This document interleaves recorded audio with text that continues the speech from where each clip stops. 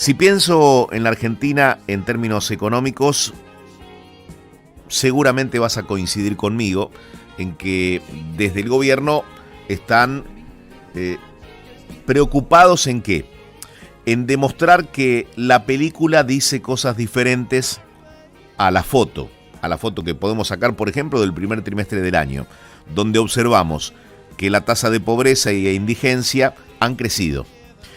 Yo voy a tratar de describir esa película de la economía en la Argentina, aprovechando todo el conocimiento de Agustín Salvia, jefe del Observatorio de la Deuda Social Argentina de la UCA, que ya está en línea con nosotros. Agustín, gracias por su tiempo. Eduardo Bataglia es mi nombre.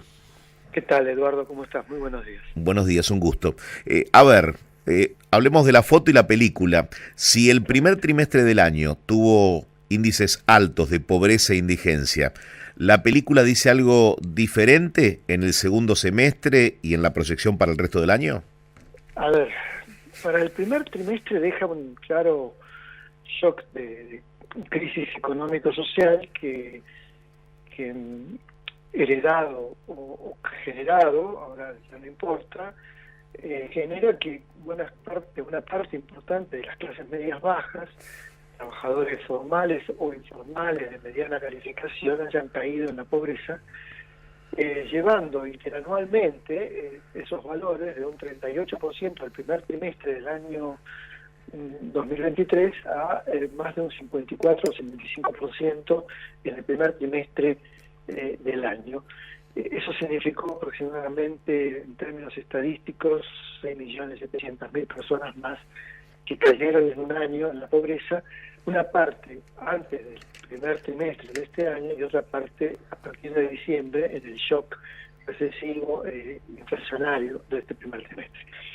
El segundo dato importante es que quizás no es tan grave el aumento de la pobreza como lo que sí ocurrió como aumento de la indigencia, la pobreza extrema. Pensemos que hoy una familia que no recibe ingresos por 400.000 pesos, una familia tipo, pasa a formar parte aproximadamente, en términos medios, de una situación de pobreza extrema en términos estadísticos. Esa situación cambió entre el primer trimestre del año pasado de 8,8, 9% a más del 19% en el primer trimestre del año. Entonces, esa duplicación significó más de 4 millones de personas que eran pobres, pero que cayeron en la pobreza extrema, y que, duplicándose, obviamente, la situación, siendo sumamente grave, ya más de 8 o 9 millones de personas que están en situación de pobreza extrema. Hasta ahí la parte de la película y de la foto al primer trimestre. Bien. La tendencia es que a partir de febrero ya comenzaron a haber actualizaciones en las paritarias, tanto formales como en los acuerdos informales entre trabajadores y empresarios. Continuó en marzo, en abril, en mayo, toda esta situación se ha venido regularizando, logrando que parte de las remuneraciones que se perdieron puedan recuperarse, y también hubo actualizaciones en los haberes jubilatorios en marzo y ahora en junio. Y hubo importantes aumentos en la asignación universal por hijo y en la tarjeta alimentar. Eso significó compensar parte de la pérdida, pero si uno analiza en términos estadísticos esta situación, significa 2-3 puntos, es decir, 55%, estaríamos en alrededor de 50-52% de pobreza. Y en términos de pobreza extrema, no ha habido grandes cambios, quizás bajó un punto producto de las asignaciones universales de junio, pero no es mucho la importancia, porque buena parte del presupuesto familiar de las familias más pobres, de actividades informales, beneficiarias de los programas sociales, buena parte de su presupuesto se compensa o se consigue con trabajo informal, con el trabajo que demandan las clases medias en un contexto de consumo. Hay más cartón para juntar, o hay más venta ambulante, o más venta en los colectivos, o más servicio doméstico, o más servicios personales. Pero cuando justamente las clases medias ven reducido su capacidad de consumo, achican justamente consumo de este tipo, generando que el presupuesto de los sectores pobres e informales se vea achicado y solo dependa, en buena parte, no solo dependa, pero dependa en buena medida de los programas sociales. Y estos, a ver, más allá de lo que haya dicho el gobierno, Eduardo, para una familia tipo, la asignación universal por hijo más la tarjeta alimentar constituye solo el 50% de la canasta básica alimentaria y el 25% de la canasta básica total.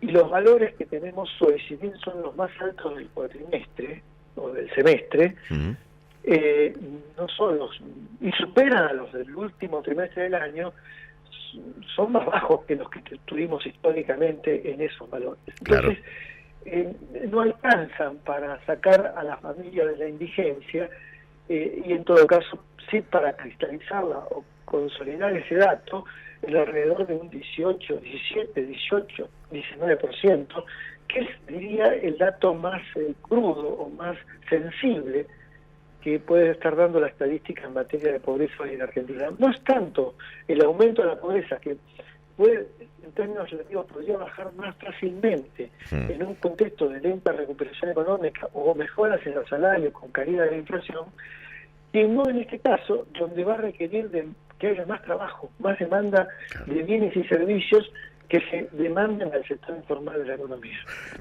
Interesante, es decir, la foto del segundo trimestre va a dar mejor en términos de pobreza, pero la indigencia es muy profunda y eso lleva mucho tiempo recomponer el camino para que los que cayeron en la indigencia o los que empezaron a ser pobres salgan de ese estado, ¿no?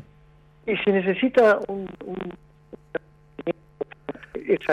esa B corta, ¿no? La parte. ¿Me puede repetir esto último porque se entrecortó la comunicación? Sí. ¿Se necesita? Se necesita que efectivamente haya una reactivación económica como la que se esperaba o que se suponía que podía llegar a ser esa B corta de reactivación, que no viene, y que eventualmente lenta recuperación de la economía hace que no favorezca que los sectores bajos más pobres, informales, vean mejorada su nivel de actividad. O sea, el observatorio mide la pobreza, mide la indigencia, y usted recién señalaba, y no casualmente dijo, esa recuperación en B que no viene. ¿No están viendo recuperación económica? Una muy lenta recuperación económica, solo fundada todavía en el consumo, lentamente recuperado en los sectores asalariados que van mejorando su ingreso, y aunque parezca mentira, también en cierta recuperación de los haberes jubilatorios, pero lenta y insuficiente para compensar lo que se perdió. Entonces, esos dos mecanismos hacen que no haya más trabajo. De hecho, también con datos oficiales mostró una caída del nivel de empleo en el primer trimestre, los datos oficiales, más de 1,5 puntos de la caída del empleo con aumento del desempleo. Y esta situación parece agravarse para el sector informal. Entonces, la reactivación no se da en los niveles que permitirían una salida clara de la pobreza y de la indigencia, y por lo tanto tendemos a cristalizar niveles altos de pobreza que podríamos hablar de este segundo trimestre del año entre, sí, alrededor del 50%, pero no mucho más que eso, y de indigencia muy altos. No la vemos, Eduardo, no vemos, lamentablemente, porque esperaríamos un proceso de recuperación económica. La última, en cuanto al trabajo en negro, en este relevamiento que hacen periódicamente sobre distintos puntos de la economía, pobreza, indigencia, actividad económica, del trabajo en negro, ¿qué hay en la Argentina? ¿Estamos en el peor momento? ¿Estamos en un número tradicionalmente en este nivel en la Argentina? A ver, acá es un mecanismo medio perverso, porque disminuir el trabajo no registrado en la Argentina, asalariado o no asalariado, se está logrando hoy, producto de que los que están perdiendo empleo son justamente los sectores informales, los trabajadores cuenta propia o autónomos o personas que hacen changas que no tienen un registro en el sistema. Justamente porque se deteriora el poder adquisitivo de la clase media. Exactamente, y también porque los empleadores, cuando tienen que resolver un problema de ajuste de costos en este contexto recesivo, obviamente terminan generando el despido o el corte de la relación laboral de los trabajadores no registrados. Entonces, estamos viendo una leve mejora, como ocurrió en la pandemia, en este dato. Sin embargo, esto no es mejora real porque significa un aumento del desempleo abierto, ¿no? Personas que pierden su trabajo. Entonces, tenemos un 50% en Argentina de trabajo no registrado, de personas que, ya sea asalariadas o no asalariadas, que no tienen participación en el sistema de la seguridad social. Y son justamente los que tienen los más bajos salarios, la mayor inestabilidad laboral, y los que explican buena parte de la pobreza estructural crónica. Si superáramos esta situación de crisis, si estuviéramos en un nivel de crecimiento del 2-3%, Argentina de manera estable, continua, incluso con una caída de la tasa de inflación a los niveles por debajo del 3% mensual, Argentina mantendría un 25-30% de población en situación de pobreza, a pesar de ese crecimiento, producto de que los trabajos son trabajos informales, son trabajos de muy baja productividad, que no hay demanda de más y mejores empleos para los trabajadores, para una parte importante de la fuerza de trabajo en Argentina, que constituyen alrededor de 5 o 6 millones de personas que están desempleadas en términos estructurales, haciendo changas, haciendo trabajo eventual, pero que parece que el sistema económico no lo requiere para un proceso de reactivación o de crecimiento continuo. Agustín Salvia, muchísimas gracias por hablar con nosotros. Eduardo, un placer. Como siempre, gracias para nosotros también, un placer. Agustín Salvia, jefe del Observatorio de la Deuda Social Argentina de la UCA.